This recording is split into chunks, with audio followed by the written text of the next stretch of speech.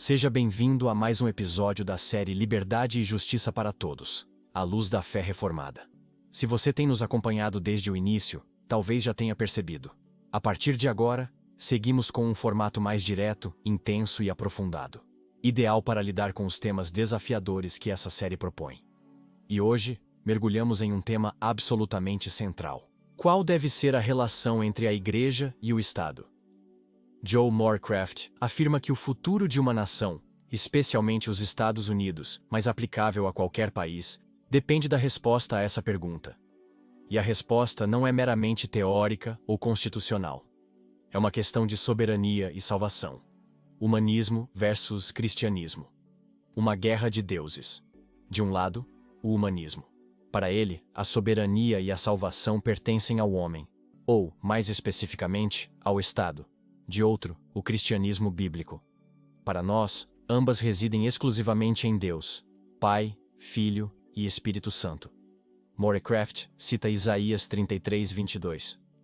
O Senhor é nosso juiz, o Senhor é nosso legislador, o Senhor é nosso rei, Ele nos salvará. E também Atos 4:12. Não há salvação em nenhum outro, porque abaixo do céu não existe outro nome dado entre os homens pelo qual devamos ser salvos. Essa não é uma disputa apenas filosófica ou escolástica. É uma guerra total de cosmovisões. Uma batalha entre liberdade e tirania. Entre vida e morte. Entre o reino de Cristo e o império do homem. Igreja e Estado. Separados, mas não neutros. Muitos pensam que defender a separação entre Igreja e Estado significa afastar a fé da política. Nada mais distante da verdade bíblica.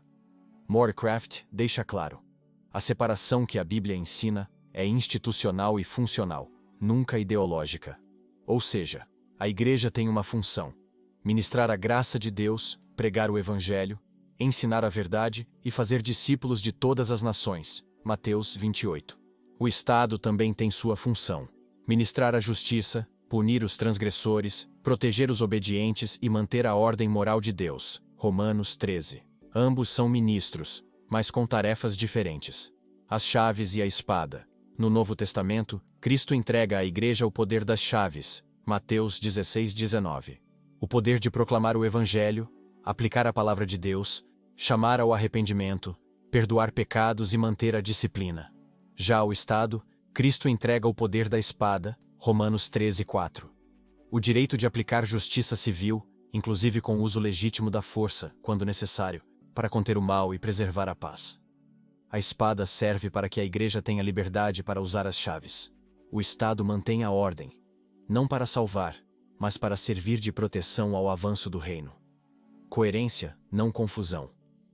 Morecraft enfatiza que há uma coerência entre Igreja e Estado, mas não uma fusão.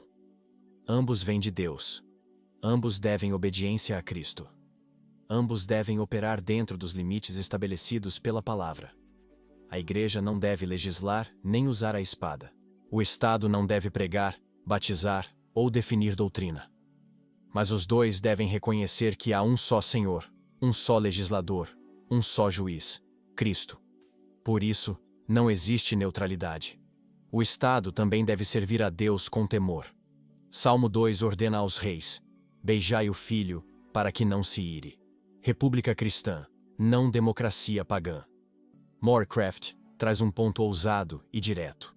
Uma nação abençoada por Deus não é uma democracia no sentido moderno, onde a maioria decide o que é justo. É uma república cristã, onde a Constituição se submete à lei de Deus. Onde o legislador humano não cria valores, mas reconhece o que já foi decretado por Deus. Ele ecoa Salmo 33:12. Feliz é a nação cujo Deus é o Senhor. Limites de jurisdição. Ambos, Igreja e Estado, têm jurisdições bem definidas. A Igreja ministra a palavra, ensina, exorta, disciplina. Mas não executa sentenças civis, não cobra impostos, não legisla políticas públicas. O Estado aplica justiça civil, tributa de forma justa, pune malfeitores. Mas não pode pregar, batizar, ensinar teologia ou legislar fé. O Estado não pode controlar a família, a escola, a empresa ou a igreja. E isso seria uma usurpação de autoridade e um caminho para a tirania. Quem dita a lei É o Deus da nação. Esse é um dos pontos mais fortes do capítulo. A fonte da lei revela quem é o verdadeiro Deus de uma sociedade. Se a lei vem da maioria, a maioria é Deus. Se a lei vem do Estado, o Estado é Deus. Mas se a lei vem de Deus, então Cristo é o verdadeiro soberano. Negar a autoridade da Bíblia na política é dizer que Deus não tem nada a ver com justiça, governo ou sociedade. É declarar que ele é irrelevante ou morto. O chamado à reconstrução Morecraft encerra o capítulo com uma convocação urgente. Que todos os cristãos, em todos os lugares, se comprometam com a reconstrução cristã de suas nações, pela palavra de Deus e pelo poder do Espírito Santo. Que não descansemos até vermos famílias cristãs, igrejas fiéis, escolas tementes a Deus, empresas que honram a Cristo e uma república cristã, com líderes, magistrados e juízes submissos à lei de Deus. Que a nação possa declarar: nenhuma lei será aprovada se for contrária às Escrituras. Conclusão. Igreja e Estado não são inimigos, mas também não são senhores um do outro. Ambos são servos de Cristo. Ambos têm limites. Ambos devem viver debaixo da autoridade da palavra. Cristo não pode ser aceito se sua soberania, sua lei e sua palavra forem negadas.